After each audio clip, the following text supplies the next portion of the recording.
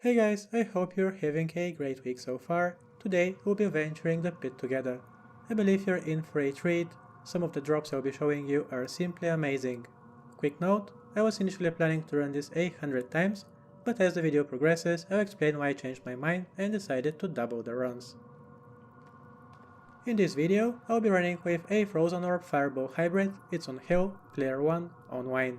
My current build, as well as my gear and stats, are available for you to see. Please note that some of the charms have been replaced since the footage was filmed and are now slightly different. If you enjoy the content and would like to help the channel grow, please consider subscribing, liking and sharing it. Finally, I wish to once again thank you for the support with the previous videos. I cannot express my gratitude enough. But now, fasten your seatbelts and enjoy the ride.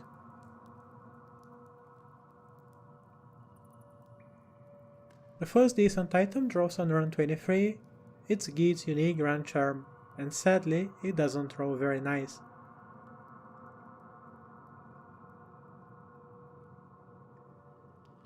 Four runs later, an interesting and quite rare shield for Paladins drops. It rolls quite well, but I don't believe it sees much use. It's now run 29 when a useful small charm drops.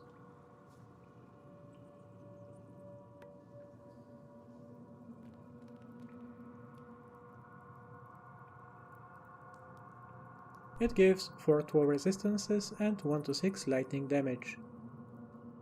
Run 33 we find our first rune worth mentioning, and it's a pole rune. I actually found this twice during this session, but we'll only show duplicate items once. Look at me, innocently porting, not knowing what's about to go down. I actually panicked a bit when it dropped, but it's the best drop I've gotten so far in D2R, and we finally break our bad luck with high runes, as we claim this burr rune.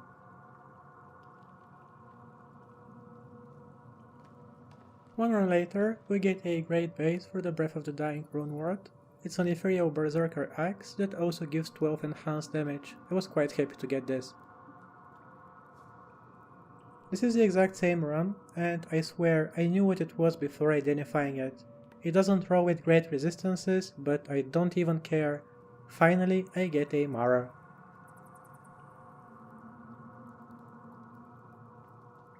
One run later, we get our first skewer.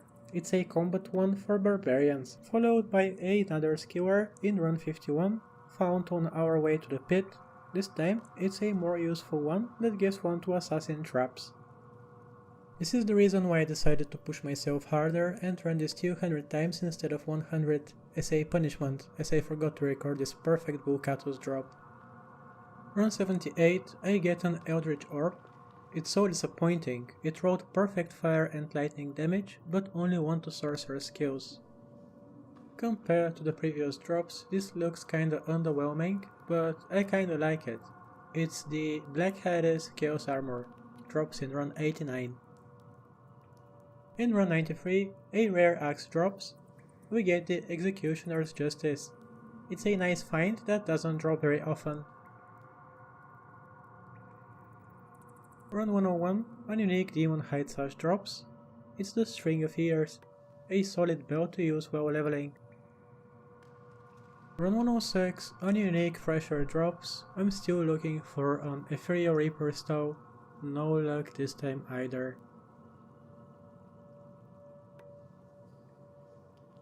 On run 109, we get a solid find, the highest possible crushing blow on unique gloves, the Steel Wren. 2 runs later, we get another mid rune. This time it's an rune. On run 116, we get a great base for paladins. It gives 44 all res, but has to be socketed as well. These are quite useful and have a decent value. Next up, run 130, we get another nice base. This time it's an Ethereal Colossus Vogue. On the following run, we get a nice armor piece, part of Natalia's set for assassins.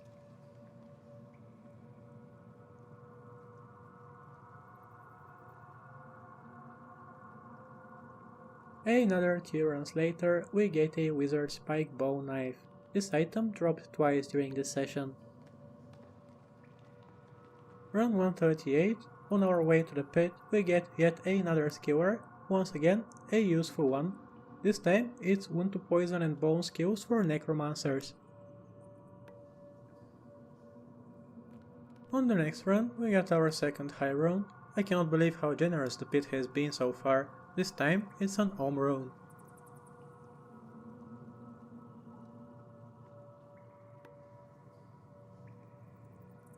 And right after we get the Om rune, on the next run we get a unique ring from a chest. It ends up being a Raven Frost. This ring dropped twice during this session.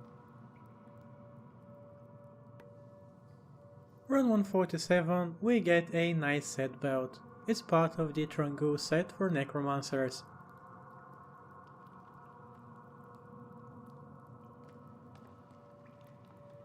2 runs later we get an Ogre Axe. And it's the Bone Heal. It dropped twice during my time here, and in both cases it was not ethereal.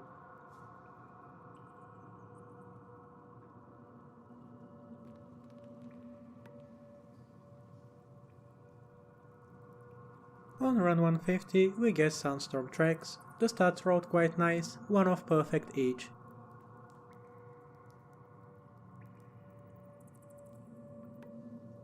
Run 159 we claim Athena's Wrath. I doubt it sees much use, but I haven't seen one in a while, so I felt it's worth showing.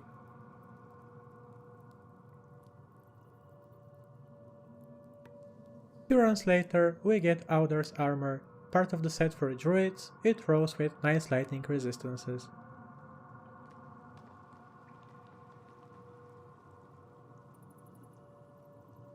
On run 166 we get a very nice Mold Charm outside the pit that gives 7 to magic find as well as 4 to fire resistances. I'll definitely be using this one. One run later we get nice set gloves, the Laying of Hands. They give attack speed, extra damage to demons as well as fire resistances. Great stats overall. The last item in this session is an Ethereal Sacred Armor with 3 sockets.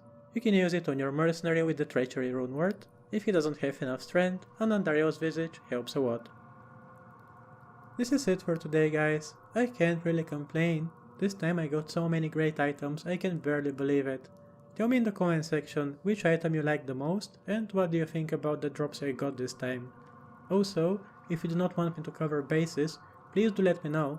I felt they are worth showing as they can also be quite rare and useful.